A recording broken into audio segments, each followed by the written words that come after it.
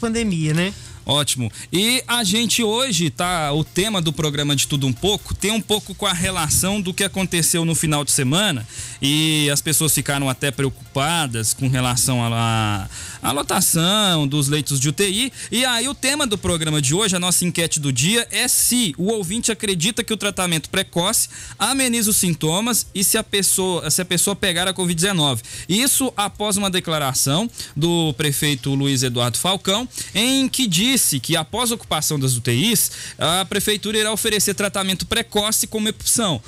Segundo o Conselho Federal de Medicina, os médicos têm autonomia e podem prescrever medicamentos como hidroxicloroquina, ivermectina e azitromicina. Cientistas não chegaram a um consenso se existe alguma eficácia contra a Covid-19.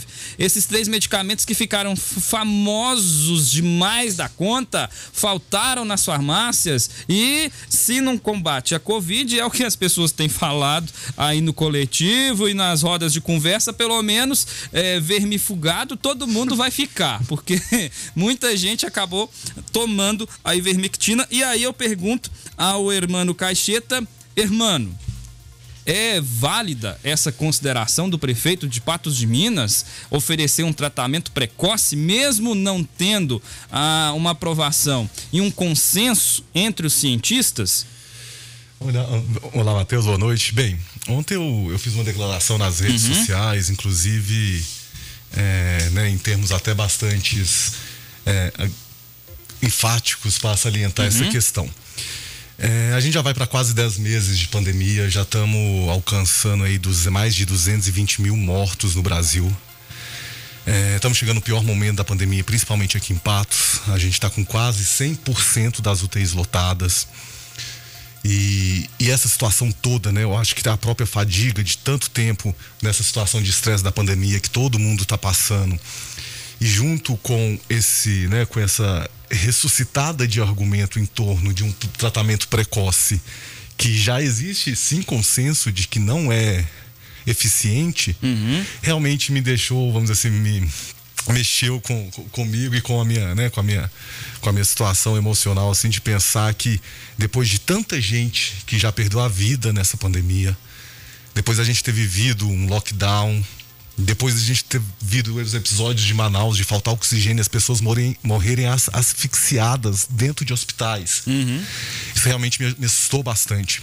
E em cima de todo esse cenário, você se deparar a essa altura do campeonato, se deparar com argumentos que já foram vencidos em todos os países minimamente civilizados sobre a questão de tratamento precoce serem levantadas novamente, e principalmente por um recém-eleito. Eu entendo o posicionamento talvez de angariar votos ao longo da pandemia e da eleição ano passado, mas assim, à medida que você assume um cargo e a responsabilidade que traz esse cargo, eu também acredito que vem assumir as consequências desses atos. E hoje o Brasil passa pelo pior momento, e durante essa última semana a gente teve então o prefeito Luiz Eduardo Falcão, prefeito eleito, falando de reabertura de escolas, ele acabou voltando atrás, falou sobre manter em Patos na zona amarela do Minas Consciente, e por fim, para coroar, no final do domingo, ressuscitando um medicamento que já foi quase provado, né? Isso é a ineficácia. Um fato inédito, né? Provada a ineficácia, principalmente depois da última declaração da própria Anvisa no momento do episódio que liberou as vacinas, deixando claro que não existe tratamento precoce. Qualquer tipo de sugestão de tratamento precoce hoje não passa de puro charlatanismo. Não existe, infelizmente. Assim, eu gostaria muito, seria fantástico se depois de um ano de pandemia a gente tivesse acesso a um medicamento que pudesse amenizar a dor que tantas famílias sentiram, que eu senti em minha família, que tanta gente sofreu.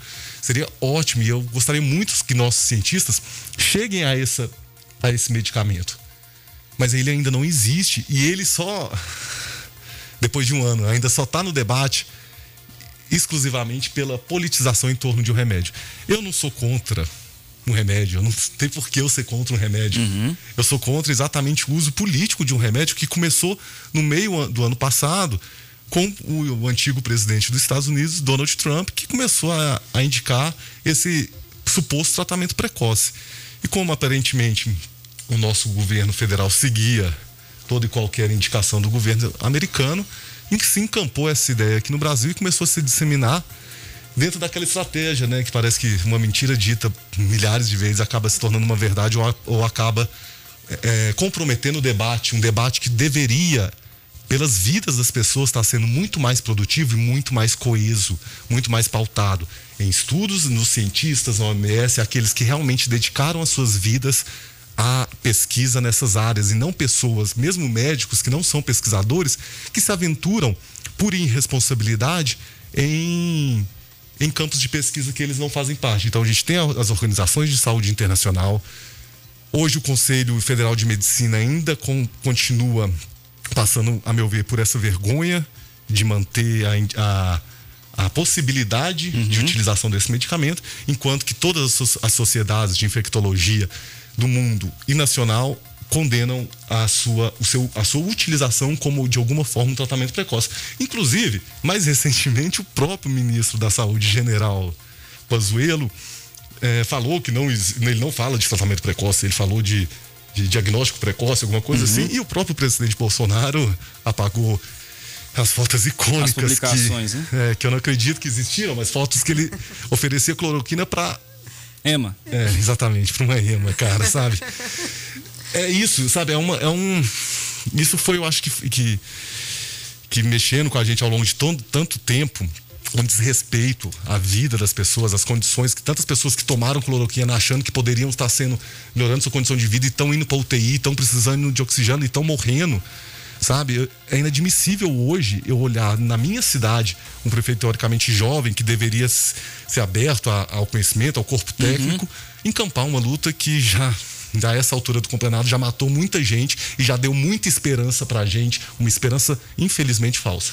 Lembrando que Patos de Minas não é a primeira cidade, né, e nem é o primeiro prefeito a falar disso, né? Uma cidade no interior de São Paulo, isso lá em julho do ano passado, o prefeito distribuiu o kit cloroquina a infectados da Covid-19. Essa matéria é do site Metrópolis, a informação é do site Metrópolis, de julho do ano passado. O governo federal enviou 1,5 mil comprimidos de hidroxicloroquina para Cajati, em São Paulo. Disse o prefeito do local em entrevista ao Metrópolis. A prefeitura de Cajati, em São Paulo, começou a distribuir um kit médico, e isso matéria de julho de 2019, tá, gente? Um kit médico com hidroxicloroquina e ivermectina à população contaminada pelo novo coronavírus. Até agora foram confirmados 961 casos na pequena cidade de 28,5 mil pessoas no interior de São Paulo. Você citou um ponto muito interessante, Hermano, que você fala, se houvesse essa eficácia comprovada e se esse tratamento fosse eficaz de fato, Amazonas, Manaus não estaria passando pelo que passou e está passando. E dizer que existe aí muita especulação. Você mesmo disse, o presidente dos Estados Unidos, após isso, o presidente brasileiro, que tinha uma aproximação, pensava que tinha uma aproximação muito grande, mas essa aproximação, na minha opinião, não deu em nada, não prestou para nada, porque afinal de contas o Brasil ia entrar na Organização do Comércio, acho que é isso, né? Comércio. Isso, só que as conversas ainda estão acontecendo agora com Bolsonaro, que era um cachorrinho de Donald Trump, agora ele tá Donald Trump perdeu as eleições, agora é Biden presidente. Vamos ver como que vai ficar essas conversas, né? Enfim, Amazonas, o caso aqui é que, se existisse essa eficácia de fato, como foi tão dita pelo presidente da República, como foi tão dita por apoiadores próximos ao presidente Jair Bolsonaro, e agora defendida pelo prefeito de Patos de Minas, dizendo, não é obrigatório, gente, vai colocar à disposição, foi uma declaração dele. Repito, Manaus, a gente não teria visto valas, pessoas sendo enterradas em valas, algo desumano, as pessoas morrerem por falta de oxigênio. Além disso, se existisse a eficácia, o tratamento estaria sendo feito pela rede pública de saúde de lá. Certo, Matheus. Antes até da gente entrar nesse período de pandemia, eu dei uma entrevista um programa, e nele eu fiz questão de deixar bem claro que não existia naquele momento uma dicotomia entre ou salva vidas ou salva a economia e salva os empregos. Essa escolha nunca deveria ter sido colocada, porque em nenhum país do mundo decente se pensou em salvar vidas ou salvar os empregos. Em ambos, em todos, era salvar ambos, salvar a economia e salvar as pessoas, porque é o óbvio que se tem que fazer. Você não quer que as pessoas morram por causa da doença, mas você também não quer que elas percam seus empregos, a indústria, toda a atividade econômica que gera riqueza e a sobrevivência das pessoas. Mas a grande diferença é que a grande maioria desses países tinha um governo responsável e que assumiu a responsabilidade por esse momento trágico da nossa sociedade, da nossa vida moderna, porque, convenhamos, é um momento ímpar, diferente de tudo que já se foi vivido, uma pandemia a nível global, com todo o impacto. Realmente é um cenário bem difícil e é a hora que realmente se exigiria um líder, como todo e qualquer presidente das grandes nações, assumisse a responsabilidade. Aqui no Brasil a gente teve desde gripezinha, desde desdenhar do uso da máscara, desde vetar o uso obrigatório de máscaras em local, teve promoção de aglomeração em frente ao Planalto, teve cloroquina, teve contra a vacina do Butantan, sabe? Parece que foi todos os passos ao contrário do que a ciência e qualquer sapiência mínima teria para lidar com e ter empatia com as vidas e com o emprego. Então o Brasil não é uma nação tão pobre assim que a gente deveria deixar as pessoas à reveria.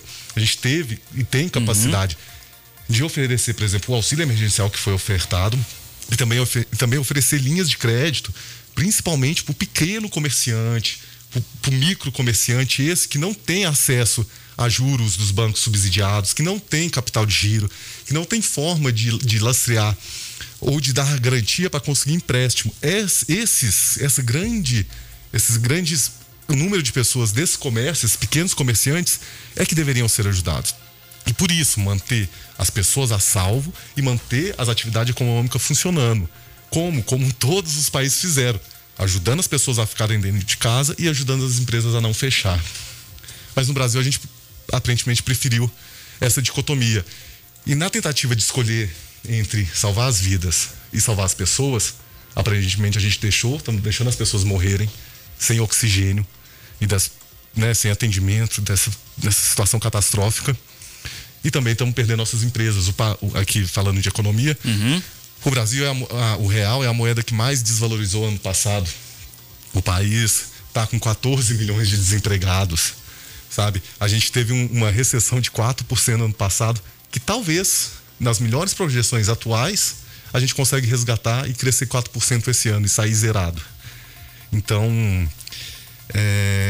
nesse momento, nessa tempestade que foi a Covid, eu acho, nas nossas vidas, a gente precisava de ter um grande capitão, alguém que realmente pudesse conduzir a nossa embarcação.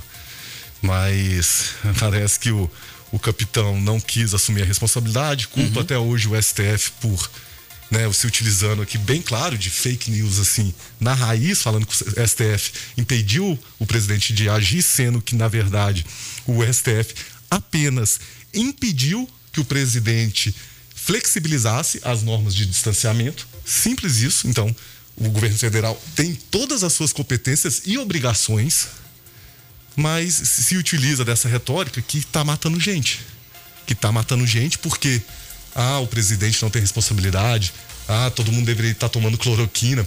O presidente tem responsabilidade e não existe tratamento precoce. E a gente já deveria ter enfrentado e caído essa ficha há muito tempo. E isso que me deixa muito mais revoltado com essa situação, porque isso está custando vidas das pessoas. E isso pode custar a minha vida, isso pode custar as nossas vidas. A gente não precisaria de estar convivendo com tanta gente infectada próximo das nossas famílias, do nosso ciclo, sabe? Pensa, se você conhece 5 pessoas que pegou Covid, talvez você precisasse ter conhecido apenas uma. Talvez se você perdeu alguém na sua família, essa pessoa talvez não precisasse de ter contaminado se a gente tivesse seguido, como todo país decente fez, um isolamento rígido durante um mês, começar a liberar devagar, promover ao tempo todo o uso da máscara, distanciamento o máximo possível, adiantar as vacinas, vacinar o mais rápido possível. Porque aqui, de novo, quanto mais rápido a gente passar pela pandemia, mais rápido a gente vai voltar a crescer, a gerar emprego. Nesse sentido, irmão, e depois eu passo a palavra para o Guilherme, que ele tem algumas indagações também, nesse nosso bate-papo, gente. Não é uma entrevista, é um bate-papo, porque afinal de contas, o irmão é muito inteligente, isso todos reconheceram, viram ele como um candidato promissor nessa eleição de 2020 e possivelmente um forte candidato, se ele for candidato novamente a prefeito de Patos de Minas nas próximas eleições, porque é muito inteligente, entende da máquina pública e soube muito bem debater nos debates que a gente assistiu. Nesse sentido, irmão, o Falcão afirmar isso e dar esse tratamento precoce como opção, ele está sendo hipócrita? Ele está semeando uma falsa esperança na população. E isso, sabe, eu não consigo achar uma palavra melhor que charlatanismo. Que é prometer um medicamento que não funciona. E isso, de novo, já tem muito tempo que a gente sabe que não funciona. Sabe? É impressionante, já passou essa fase, gente, sabe? A gente já viveu tanta coisa, já morreu tanta gente. E a gente já tá numa situação tão difícil que não é mais hora de inventar moda, inventar coisa absurda como esse tratamento precoce. A própria Anvisa, sobre, né, toda a batuta do presidente, já deixou claro que não existe tratamento precoce, infelizmente. Eu queria muito que tivesse, eu sei, eu queria demais. Eu tive infectados na minha família. Eu gostaria muito que tivesse algo que pudesse amenizar e tirar o medo da morte de perto da gente. Mas infelizmente não tem. E aí volto a afirmar, existe um posicionamento político, eu acho. Esse medicamento, eu não sou contra o medicamento, ele é usado para outras várias enfermidades. Isso eu acho que ele é totalmente válido. O que eu sou realmente contra é uma politização, desculpa a palavra, mas burra em cima de um remédio que não funciona. E isso custando vidas. Sabe, quando a gente conversava sobre reforma da Previdência, reforma trabalhista, que vai afetar a nossa aposentadoria, que vai afetar nosso trabalho, era alguma coisa um pouco mais sutil, mas hoje a gente está falando de pessoas no hospital morrendo asfixiadas, sabe? Isso é muito pesado e parece que depois de 10 meses as pessoas, e principalmente os governantes, não se deram conta da situação. E isso é gritante, isso é uma ofensa a mim que vive em 2021, ter que viver numa sociedade governada, guiada por governantes que acreditam em charlatanismo, sabe? E principalmente quando isso está custando vida de pessoas. A gente tem vários aqui, em Patos mesmo, a gente tem ótimos pesquisadores, cientistas que estão realmente na ponta dessa pesquisa, que já deixaram claro, essa discussão já era para ter vencido lá em junho, há muito tempo atrás. Mas a gente insiste nela. E aí existe essa posição política que o prefeito resolveu adotar. Eu não sei por que a essa altura do campeonato, o próprio Bolsonaro, o próprio Pazuello já desistiu dessa loucura. Ele volta com esse discurso. Isso é uma posição política. Agora, caso o prefeito utilize os nossos recursos, o seu dinheiro, Matheus, o seu dinheiro, ouvinte, que paga os seus impostos, para comprar um remédio que não funciona, aí a gente consegue desdobrar isso judicialmente. Guilherme, antes de passar para você, é uma indagação que eu tô com ela aqui na cabeça, tem participação do ouvinte também, lembrando que você pode concordar ou discordar dos comentários que estão sendo feitos aqui no Em Pauta de hoje. Irmão, se você fosse o prefeito, a gente agora imagina uma realidade alternativa, vamos dizer assim, em que Hermano Caixeta é prefeito de Patos de Minas. Quais medidas você teria tomado? Comércio. Você, diante do crescente número de casos na cidade, você teria fechado? Você permaneceria nos programas do governo estadual? E é uma pergunta, indagação do Guilherme daqui a pouquinho. Aulas. Você retornaria ou não? Que medidas Hermano, enquanto prefeito, teria tomado no lugar de Luiz Eduardo Falcão, agora imaginando uma realidade alternativa? Matheus, eu tive uma conversa até bem franca com o Luiz Eduardo no final do nosso debate.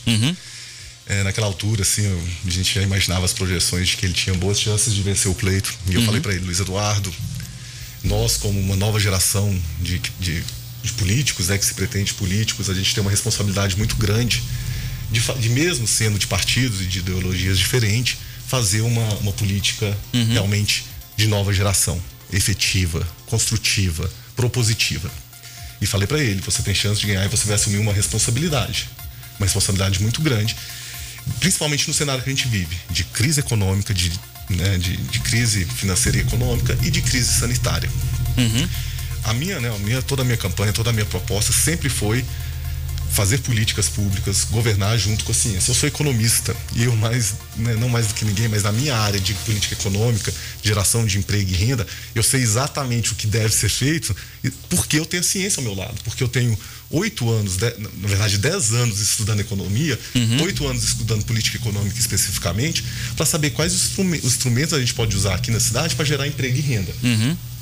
No caso da pandemia e nesse cenário, primeiro, indo para as perguntas específicas, testagem em massa sempre foi a primeira e mais básica passo a se fazer. Coreia do Sul, por exemplo. Sim, testar todo mundo, testar assim, em farmácias, por exemplo. Até no começo da pandemia veio um projeto da gente ter testes disponíveis em farmácias. No começo da pandemia foi uma loucura, não tinha teste, tudo bem. Mas ali passado 2-3 meses a gente conseguia comprar testes. Inclusive o governo federal deixou uma boa quantidade vencer de testes. Então, fazer testar, porque aí eu vou para a sua segunda pergunta. A gente poderia saber aonde está transmitindo. É no comércio? É no comércio central? É no comércio nos bairros? É nas indústrias? É no transporte público? São nas repartições públicas? Aonde que está sendo transmitido?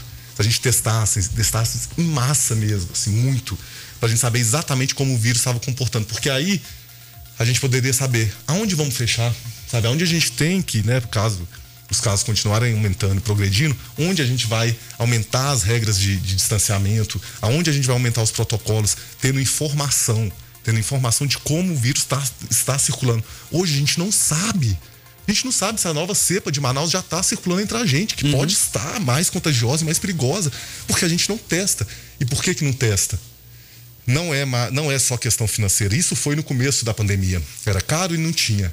Hoje, eu acredito muito, eu tenho muita convicção, não tenho provas, mas tenho convicção de que não se testa porque os representantes públicos, políticos, não querem ter o desprazer de anunciar maiores números de casos. Mas eu, pessoalmente, preferiria ter 200 casos catalogados aqui em Patos do que ter 200 casos e a gente só ficar sabendo que tem 50. E você está convivendo com pessoa contaminada, que é assintomático, que não testou e que não sabe que está transmitindo e está correndo esse risco. Então, testagem em massa, seja através do sistema público oferecendo gratuito ou através de subsídios. Hoje o teste está a R$230. Quem tem capacidade de pagar R$230 num teste? Sabe, eu vou fazer isso só se eu tiver uma coisa muito, muito importante. Agora, se fosse R$15, eu poderia fazer ele uma vez por semana, talvez, sabe? Então, assim, testar, saber como essa doença está nos afligindo, esse era o primeiro passo básico de todos. E o segundo, a gente poderia expandir o sistema público de saúde, melhorar o atendimento, pagar bem os profissionais de saúde que aqui eu vou deixar meu mais saudoso abraço e respeito e admiração aos profissionais de saúde, porque se existem soldados que estão lutando essa guerra ao nosso lado sem nenhum tipo de general, mesmo tendo general na saúde, são os nossos servidores da saúde. Esses aí, qualquer um que esteja ouvindo, vocês têm minha completa gratidão, porque, francamente, sair todo dia de casa e ir trabalhar sabendo que você pode se contaminar por um vírus que já matou tanta gente, não existe outro objetivo que não seja muita coragem e profissionalismo desses servidores. Guilherme, à vontade. Eu gostaria de indagar, irmão, o seguinte: você, como economista, você já falou no início que é preciso salvar vidas e salvar a economia. Em outras oportunidades, o prefeito Luiz Eduardo Falcão já sinalizou a importância do Minas Consciente, mas também, como o José Eustáquio, também na outra gestão, também já teve já passou pela comissão, já passou pelo Comitê Covid, a hipótese de poder sair do plano Minas Consciente. Na sua concepção e também naquele cenário que o Matheus trouxe, de uma hipótese, você fosse o prefeito, você acha que o Minas Consciente é um programa completo que consegue abranger a realidade de Patos de Minas, ou você acha que precisaria de um programa próprio para Patos de Minas, aonde seria escalonado todas as dificuldades do comércio, toda a realidade que o Patos de Minas tem na saúde, tudo direitinho formatado para Patos? Você acha que esse plano seria viável? Ou você acha que o Minas Consciente já está tendo passos maiores, né? Já está vindo aí de uma crescente e que pode funcionar melhor? O Minas Consciente, eu vejo ele muito como um programa generalista para Minas todo, que, sim, a grosso modo retira o fardo um pouco do governo estadual. Ele coloca regras a serem seguidas para dizer que o governo estadual está comandando, até porque ele é o ente federado pela saúde pública a nível estadual, as regionais de saúde, como a nossa do Noroeste. Então cabe a ele determinar essas regras. Nesse cenário, como eu disse, que a gente tivesse um número muito maior de testagens, a gente conhecesse como essa doença está se alastrando na nossa sociedade, aqui em Patos, a gente sim teria informação para determinar um programa mais específico para a nossa realidade. Sabe, um programa, como eu falei, que tratasse de bairros específicos, de setores econômicos específicos, para a gente não precisar passar pelo fechamento do comércio, para a gente poder saber e ser efetivo nesse combate à transmissão. Porque também não adianta fechar tudo e continuar transmitindo, porque não sabe de onde, não está fazendo testagem. Então, e aqui, de novo, eu acho que Patos, com um celeiro de cérebros que a gente tem nas formações superiores aqui na cidade, teríamos sim capacidade de promover um plano muito mais consciente e racional sobre a nossa realidade, que tratasse especificamente da realidade de Patos. Quais as empresas, quais os bairros, onde está acontecendo a aglomeração, qual a idade dos contaminados, aonde esses contaminados esteve. A gente conseguiria rastrear, assim, né? Um grande sonho, rastrear por onde as pessoas estão se contaminando, sabe? E isso, de novo, eu não sou especialista, eu não sou infectologista, eu sou economista, essa nem é tanto a minha área, mas a única coisa que eu faço é seguir o que os países desenvolvidos e que priorizam e prestigiam a ciência fizeram, sabe? Eu acredito que a gente não precisa, muitas das vezes, inventar a roda. A gente pode pegar a roda de fora e adaptar ela aqui para nossa estrada, para que ela rode melhor. Mas, enfim, o Minas Consciente tá aí. Eu acho que minimamente, já que a gente não tem essa testagem, não tem esse conhecimento da nossa realidade, que sigamos ele. E aí eu não posso deixar de condenar também qualquer tipo de relaxamento dentro de um programa que eu já não acho tão condizente ou adequado para a nossa realidade. Mas, bem, é o que tem, é o que minimamente a gente tem que seguir se a gente quer preservar nossas vidas. Irmão, em relação à educação, você é filho de uma professora com ampla atuação na rede pública de Patos de Minas, a gente conhece, e você também é um fruto da educação. Você é doutor em economia, sempre estudou em faculdades federais. Então, eu gostaria que você fazesse uma análise sobre o melhor caminho para a educação. Nesse momento, você acredita que o regime remoto que está sendo implantado, com algumas falhas, principalmente no sistema público, né, que a gente sabe a dificuldade. Eu também quero deixar... O próprio Enem não foi tão lá essas coisas esse domingo. Eu quero deixar meu respeito aos professores que tiveram que se reinventar nesse momento. A gente sabe que não foi fácil. De forma alguma estamos criticando nenhum professor, nem nada. É o sistema, é a forma que está sendo feito em todo o Brasil e em alguns outros países. Mas, o que é que a gente precisa entender? Esse sistema de educação remoto, você acha que ele pode continuar, se precisar, por mais um ano? Ou por mais tempo? Qual a sua concepção sobre isso? Bem, o próprio prefeito publicou alguns artigos defendendo a reabertura das escolas, assim, num momento terrível, né? Assim, uma das primeiras premissas básicas dos estudos é que não estivessem aumentando os casos, como a gente está na pior das situações. Então não tinha chance nenhuma de, cientificamente embasado, abrir as escolas, mesmo lendo os artigos que ele postou. Enfim, o ponto que você colocou foi realmente essencial. Os nossos professores, eles tiveram um baque imenso na mudança do, né? Eu fui professor, eu sei o que é uma sala de aula, é muito diferente do que você dar aula para um computador. Tem toda a questão de metodologia, de ensino, como você passar aquele conhecimento. E isso porque eu dava aula em nível superior. Imagina para quem está fazendo alfabetização. E é importante a gente colocar em consideração, irmão, que muitos professores não tinham tanta familiaridade com computador, com tablet, com uma câmera. Então a pessoa teve que se reinventar totalmente. Então, assim, eu deixo o meu total respeito aos professores que estão tentando levar da melhor forma essa educação. Exatamente, a gente tem que deixar aqui nossa solidariedade aos professores, porque também tem uns absurdos que falam sobre os professores não querem voltar a trabalhar. Isso é tão difícil quanto ouvir cloroquina. Por como se os professores não estivessem se matando para dar aula da melhor maneira possível, com computador de casa, com a internet de casa, com o filho puxando do lado porque está dentro de casa também, com aquele movimento dentro de casa, tendo que fazer outra aula toda online, toda a dinâmica de didática diferente, para a pessoa vir falar que o professor não está trabalhando ou que não quer trabalhar. Isso é muita falta de respeito com as pessoas que formam a nossa vida. Eu sou plenamente grato a todos os professores que passaram na minha vida, desde o maternal até o meu orientador de doutorado. São pessoas que eu sou o que eu sou, minimamente o que eu sou, foi na minha tese, na verdade a epígrafe é essa: se eu enxergo longe, é porque eu subi no ombro de gigantes. Desde o maternal até meu orientador de doutorado, são pessoas que contribuíram demais na minha formação, na minha visão de mundo, na minha formação como ser humano.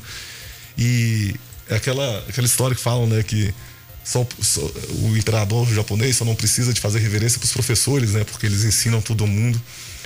E eu acho que essa provavelmente vai ser uma das minhas atividades ao longo da minha vida, é ser a docência, porque eu acredito que passar o conhecimento é uma dádiva, assim, ter a atenção, a capacidade de transmissão de conhecimento que nossos professores, principalmente da rede pública, têm, e de ser esse amparo, né? Hoje a gente tem que lembrar também que a escola do ponto de vista físico, ela é onde boa parte de alunos onde tem sua refeição decente. Exatamente. São onde crianças que sofrem abuso e violência doméstica conseguem denunciar, porque elas têm uma formação em educação sexual nas escolas, para que elas possam denunciar esses abusos. E até confiança no próprio professor, né? Confiança no professor, exatamente.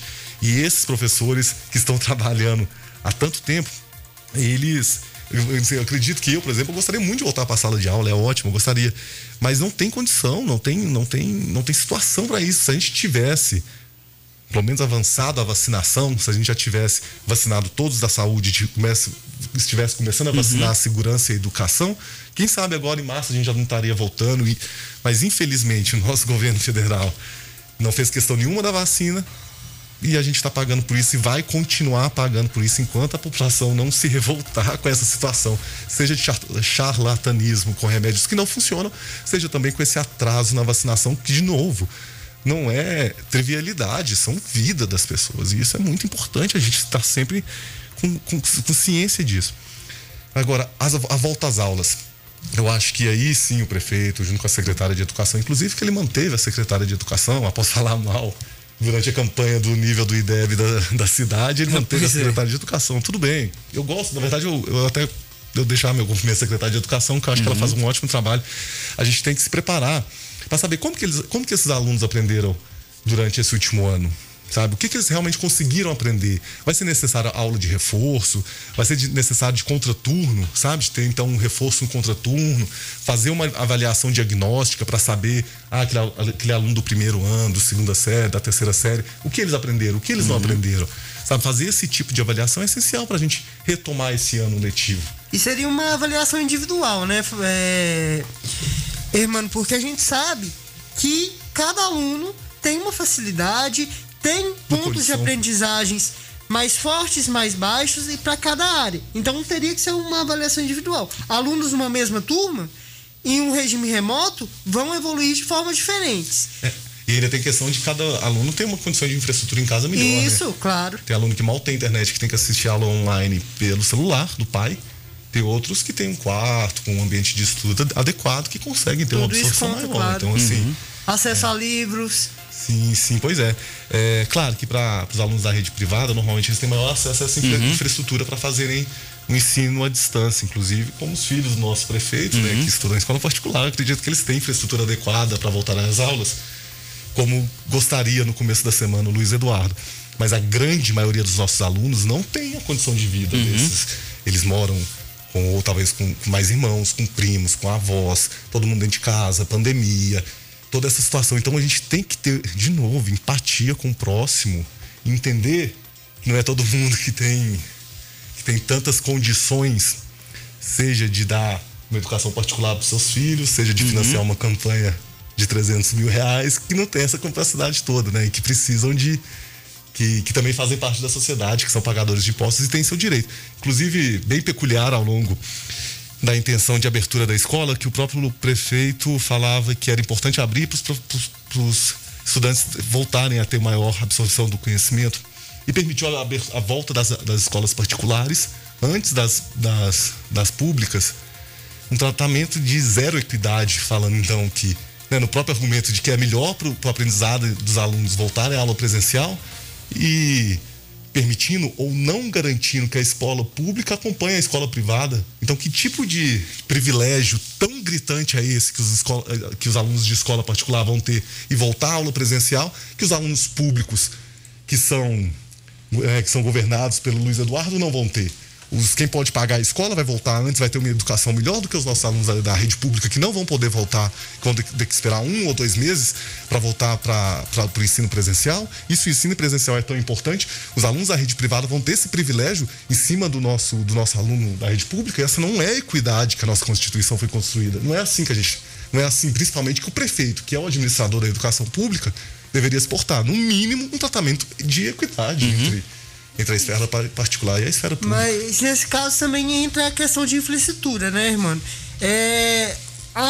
As escolas particulares, no caso, teriam como receber menos alunos em sala de aula que as escolas públicas não teriam. Eu e o Matheus já entramos em uma discussão parecida em outro programa, em questão também do monitoramento dessas crianças. Da maturidade delas, maturidade, né? Porque isso. vai embolar uma máscara ali e jogar um no outro, vai trocar máscara. Como que essas crianças vão entender a importância? Tem adulto que ainda está na onda do negacionismo, que ainda não usa máscara, que tira a máscara para fazer pirraça, para fazer gracinha. Pensa criança que não tem a maturidade formada ainda. Então, assim, eu deixo esse pensamento aqui para você agora e queria saber se você concorda nessa questão de infraestrutura. Não, a infraestrutura das nossas escolas públicas é o principal gargalo. Quando eu estava estudando o plano e as propostas de governo para me candidatar, eu percebi que o plano de carreira deveria ser melhorado e precisa ser melhorado. Inclusive, foi tema de pergunta ao Luiz Eduardo. Eu fiz questão de frisar se, quando eleito, ele iria melhorar o salário dos prefeitos, porque está lá no plano de governo dele. Melhorar planos e carreiras dos professores. Vamos cobrar, porque os professores, assim como os nossos servidores da saúde, estão passando por um momento muito difícil e eles merecem essa remuneração. No debate eu perguntei, ele não se comprometeu em aumentar, mas está no plano de governo dele. Se ele for eleito, ele tem que cumprir aquele plano e fazer uma reestruturação digna para os nossos professores. E além da questão da carreira dos nossos professores, que é o coração da educação, tem a infraestrutura também, mas a infraestrutura depende de bons gastos, né, da administração pública, em reformas, em aumento de salas, em reforma das salas, para que a gente possa, então, começar a vislumbrar essa volta ao ensino presencial de maneira segura, porque, a não ser que a gente espere a vacinação completa da população, essa volta vai ter que ser sob protocolos mais rígidos de distanciamento, porque, apesar da vacinação começar, ela só começa a ter um grau de maior liberdade e de segurança a partir que ela atinge percentagem de 70%, 80% da população vacinada, que, se depender dos nossos governantes, vai demorar bastante ainda. Vai o ano todo, imagino eu. Ainda mais a gente que é jovem, imagino que a gente deve vacinar lá meados de outubro afora ou mais. Aqueles que sobreviverem, né? A participação do Dr. Pablo, fisioterapeuta. O tratamento precoce são as medidas preventivas: lavar as mãos, usar álcool e gel, usar a máscara, respeitar a distância social e ficar em casa. A pessoa que vai contra dados científicos é muito tola. Já estamos acostumados com o Falcão prometendo coisas que não vai cumprir, como doar metade do salário dele para instituições patentes, por ele não achar necessário um salário tão alto. É a participação do ouvinte aqui da Rádio Clube 98 também. A gente vai também aqui para o WhatsApp da Rádio Clube 98. O ouvinte pode participar, fica à vontade. A Bruna Lira, parabéns pelo bate-papo. Hermano é top. Marcos Santana já tece uma crítica ao Hermano. Prezado... Você quer Não, pode vir a crítica, eu gosto. O Marcos Santana, prezado Matheus, boa tarde, boa noite, né? Hoje, mais do que nunca, parabenizo o programa pelo viés democrático, demonstrando, ao dar oportunidade a esse personagem. Nesse caso aqui também, quero dizer que a gente entrou em contato com o prefeito Luiz Eduardo Falcão. Afinal de contas, tem que ouvir ambos os lados. A gente está fazendo um comentário a respeito daquilo que ele disse e foi publicado por um site da cidade, Patos Notícias, e a gente está falando a respeito disso hoje. E também pelo Clube Notícias aqui do Sistema Clube. E o Marcos Santana continua.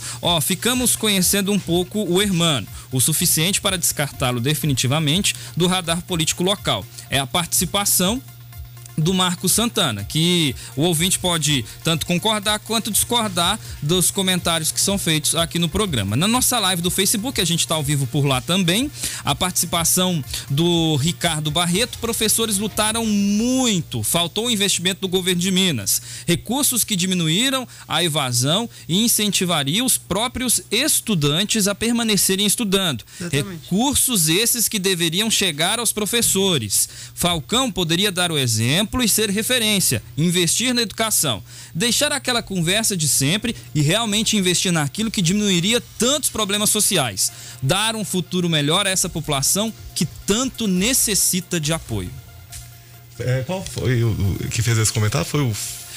Tem esse último comentário que eu li, foi o Ricardo Barreto. O que teceu críticas a você foi o Marcos Santana. Ricardo Barreto, grande companheiro, se não me engano, presidente do Sindicato dos Professores da Rede Pública, e realmente um dos grandes defensores dos nossos professores. Nosso total respeito ao Barreto. Ele cumpre um papel imprescindível aqui em Patos. As nossas crianças, elas ganham muito por ter ele aqui em Patos. Se não me engano, ele veio de Uberlândia, mas ele já está aqui em Patos há algum tempo. E bem, obrigado, Flávio, obrigado mesmo. Inclusive fazer a ponte para trazer ele aqui nas próximas oportunidades, né, para a gente ampliar essa discussão. Uma pessoa super qualificada. A gente fez um encontro na minha pré-candidatura sobre Pense Educação, para a gente pensar sobre a educação de Patos. Ele teve ótimas contribuições e realmente é um nome super indicado para falar de educação pública, principalmente na esfera municipal e estadual. Sobre o comentário do Marcos, enfim, obrigado. Eu fiz a segunda campanha mais barata de Patos. Eu fiquei muito satisfeito com o resultado, fiquei em 4º lugar nas eleições, não tinha chapa para vereador, não recebi dinheiro de padrinho político, seja de governador, seja de ex-deputado, ex-senador, não devia nada pra ninguém. Isso é muito bom, foi uma campanha muito leve. O Falcão hoje deve um pouco pra Localiza, né? Porque recebeu o apoio deles lá. Pois é, assim, o Luiz Eduardo, ele teve a capacidade de gastar R$300 mil em 45 dias. Isso dá R$6.500 por dia. Sabe? Assim, desculpa se vocês, eu não sei qual que é a faixa de renda de vocês, mas R$6.500 por salariado. dia pra mim é muito dinheiro, sabe? É muito dinheiro. Então, assim, infelizmente, no Brasil hoje, ainda ganha-se eleição quem tem dinheiro. De forma alguma eu me senti um perdedor. Na verdade, eu me senti um grande vitorioso na eleição por ter enfrentado o contexto de pandemia, não ter financiamento de empresários, de grupos de políticos e de partidários. Pude fazer uma campanha leve, livre, leve e solta para defender o direito e os interesses de quem exatamente não tem dinheiro para pôr em campanha. Que são a grande maioria das pessoas que, assim como eu, não tem dinheiro para pôr em campanha, que não tem 2 anos para ficar fazendo pré-campanha como o Luiz Eduardo fez. Há 2 anos eu estava fazendo meu doutorado, eu estava trabalhando nas Nações Unidas, pensando política industrial para o Brasil e para a América Latina, porque eu tenho que viver, eu não tenho um estacionamento para viver de renda, sabe? Eu tenho que ganhar dinheiro para viver. E eu não podia parar a minha vida 2 anos para fazer uma pré-candidatura e sei lá quanto ele gastou nessa pré-candidatura. E que loucura ter 300 mil para gastar em 45 dias.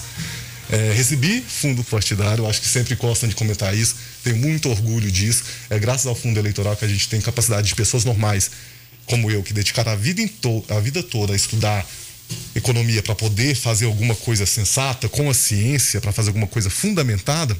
É graças a esse fundo que eu pude participar. Senão eu nem poderia, nem conseguiria, porque infelizmente, como eu disse, eu tinha uma carreira e uma vida para tocar que não me permitiu ser candidato e gastar R$6.500 por mês. Então, assim, alardeou-se por um tempo que seria uma campanha modesta, mas desculpa, R$ 6.500 por dia. Quem consegue participar da eleição? Que democracia é essa? Que você precisa de R$ 6.500 por dia para concorrer a uma campanha, para você ser competitivo, sabe? Se for para ser assim, tudo bem, eu prefiro perder do que gastar todo esse dinheiro, sabe? O meu posicionamento, colocar uma opção para Patos de alguém que se formou, que se preparou, que tem um certo gabarito, conhecimento para propor algo coerente para Patos, foi graças a esse financiamento, e foi isso que eu propus, e foi essa campanha. Eu fiquei super satisfeito, inclusive com o reconhecimento que eu recebi de não eleitores, sabe? Eu acho que foi um primeiro passo. Estamos usando particular, inclusive para todos que gostaram da nossa proposta, que estão querendo, que estão revoltados com toda essa situação, seja com charlatanismo em torno de cloroquina, seja com obscurantismo, e que querem tomar as rédeas da nossa sociedade, começar a participar ativamente e assumir com a gente essa responsabilidade de lutar pela sociedade mais humana, mais caridosa e mais empática com a gente. O PSV está fazendo um pouco de mexer, está aberto, está disposto, está disponível para a gente construir essa representação, para que a gente volte a conversar entre nós, sabe? A sair desse clima de guerra e realmente entender que todo mundo quer melhorar, todo mundo quer crescer. A gente não precisa de taxar ninguém, de ofender ninguém ou de ser agressivo com ninguém. A gente realmente tem que voltar a pôr a cabeça no lugar, porque se a gente fizer isso, ninguém segura o nosso país, ninguém segura Minas Gerais, ninguém segura Patos. Se a gente voltar a viver para nós mesmos e não para ideologias ou para devaneios de governantes. É isso então, Guilherme, e aí eu quero aproveitar esse comentário seu e dizer o seguinte, eu li aqui um comentário aqui em um grupo, esse grupo é famoso na cidade, Soluções Covid, em que uma pessoa que está nesse grupo comentou a respeito das matérias que vêm sendo feitas pelos portais da cidade, pela imprensa da cidade, dizendo que está, de certa forma, atacando muito a prefeitura, porque houve aquela mudança ali do centro de enfrentamento à Covid ao lado da UPA para o hospital de campanha. E já no primeiro dia de funcionamento, isso foram flagrantes da imprensa local, do Patos Hoje, do Patos Notícias, do Clube Notícias, que mostram o hospital de campanha lotado, as pessoas sem distanciamento, muito próximas umas das outras. Então, ou seja, a imprensa toda sentou e falou: não, vamos todo mundo fazer fake news, vamos todo mundo bater na prefeitura e vamos fazer a montagem das fotos. Vamos fazer montagem. É claro que tem que ser uma pessoa, acho que nem do planeta Terra, para fazer umas montagens das pessoas sentadas da forma como estão em algum programa que eu acho que ainda nem existe. Afinal de contas, a realidade é essa e não adianta essas pessoas que tecem críticas à imprensa dizer que a gente está noticiando ou está exagerando, porque eu duvido que essas pessoas que fazem críticas vão à UPA, vão ao hospital de campanha, dependem do serviço de saúde público, do SUS. Eu duvido. E criticam a imprensa pelo trabalho que ela faz, por denunciar essas ações. A prefeitura tem feito um trabalho bom nas estradas rurais? Tem. Então, ou seja, a gente não só critica, elogia. Parabéns pelo trabalho que tem sido feito nas estradas rurais do município. E que vocês revejam, porque a secretária de saúde nos deu entrevista dizendo que era uma redução de custos, e o prefeito vem dizendo isso, que a verba da Covid está acabando, então, ou seja, aí já não é culpa da população de Patos, aí ele tem que pegar o carrinho dele e ir para Brasília, pedir apoio à Grace Elias, que é aqui mais próxima, pedir apoio aos deputados amigos dele, como o Cabo Júnior Amaral, como os deputados do Novo, pedir arrego. Se o dinheiro está acabando, é pedir arrego para mandar mais. E não fazer isso com o que está fazendo com a nossa cidade. E eu elogio o prefeito José Eustáquio nesse ponto, porque quando eu dei Covid, fui para a UPA, fui muito bem atendido, recebi a medicação. Eu, agora, nesse momento, dou graças a Deus de ter dado Covid em novembro. Por quê? Se eu tivesse dado Covid hoje, olha a situação em que se encontra o hospital de campanha. Isso é flagrante da imprensa de hoje, que foi feito, foi lá hoje e registrou. Não é fake news, não é mentira, não é exagero, não é porque que a rádio é do Elmiro, que a Bé é irmã do Elmiro e perdeu a eleição, não é isso não, gente. É o trabalho que está sendo feito e sendo divulgado. É a realidade. Matheus, vamos dizer assim, já não é de agora, né, que as pessoas estão escolhendo culpar o carteiro pela carta, né? Exatamente. A imprensa, acho que mais do que nunca está mostrando seu valor, principalmente num mar de fake news que hoje... E assim, todo mundo já está evidente, inclusive você citou um deputado, Júnior Amaral, que esteve aqui na Convenção do Podemos, que é investigado num dos inquéritos do STF sobre fake news, né, de uma organização que produz essas fake news, exatamente que alimentam devaneios como cloroquina, como mamadeira de... como coisas que fora da realidade, completamente descoladas da realidade, mas que alimentam e bombardeiam pessoas que são... Teorias da conspiração com a vacina vinda da China. Sim. Não, e que, olha que devaneio isso gerar um problema diplomático pro Brasil, sabe? Em que mundo a gente vive, em que um deputado que é filho do presidente, que queria ser chanceler, que queria ser embaixador nos Estados Unidos, ofende a China, um parceiro comercial que está produzindo a vacina que vai salvar a vida, sabe? Desculpa. Essas pessoas, e aqui eu de novo vou ser um pouco duro, depois que se terminou os episódios de nazismo na Alemanha, teve os julgamentos de Nuremberg, onde que todos os nazistas sentaram no banco de réus e foram condenados muitos à morte, muitos à prisão perpétua, quando não foram pendurados pelos calcanhares como Mussolini foi em Milão. Eu tenho certeza que dessa vez todos nós responderemos pela história, todos nós. E principalmente aqueles que têm responsabilidade assumida, que escolheram essa responsabilidade e que a qualquer momento, caso não queiram arcar com as responsabilidades e consequências, pede para sair tranquilo, sabe? Sai, não quero assumir a responsabilidade sobre as mortes, não quero ter que indicar remédio que não funciona. Tranquilo, renuncia, volta para casa, não precisa, você não é obrigado, não é um fardo que esses governantes precisam de carregar. Mas se eles dispõem a carregar esse fardo, eles vão ser responsáveis sim por qualquer tipo de tomada de decisão e de posicionamento que não seja respaldado pela ciência. E sim, pode não ser juridicamente, pode ser que a gente não tenha um tribunal de Nuremberg, mas a gente vai ter a história. E a história vai julgar cada um de nós por esses posicionamentos. E vai deixar a marca de sangue naqueles que não seguiram a ciência e que negligenciaram essa doença. E que permitiram que as pessoas morreram e que quase alimentaram todo esse caos. A história, ela sempre vai cobrar. E por isso que ontem, ao ver os posicionamentos do atual prefeito, um jovem, né, se posicionando nesse momento, eu francamente, sinceramente, não gostaria que ele carregasse essa marca de sangue nas mãos dele pelo resto da carreira, da vida política dele, porque eu, pessoalmente, detestaria ter qualquer tipo de relação com morte das pessoas por negligência ou por charlatanismo em torno de remédios que não funcionam. Muito obrigado, Hermano, por sua participação e por ter aceito o convite da Rádio Clube 98, que está aberta ao Hermano, a qualquer pessoa da cidade que queira falar. Os nossos microfones são democráticos. A rádio foi taxada de esquerdista, de direitista, de comunista, de ista, mas a gente faz jornalismo. Muito obrigado, Hermano. Muito obrigado a todos. É sempre um prazer poder contribuir com o debate. Eu sei que eu usei palavras duras, não é de tanto feitio meu usar palavras duras, mas é que, desculpem, a situação... É o momento requer. É muito duro, sabe? Eu não consigo passar por isso sem ser tão enfático quanto a realidade está sendo conosco. Guilherme, muito obrigado por ter ficado aí 2 horas a mais do seu horário, viu? Eu que agradeço, Matheus. É um prazer contribuir um pouco para um debate tão especial como foi esse hoje, que a gente pôde enxergar várias facetas desse cenário de pandemia.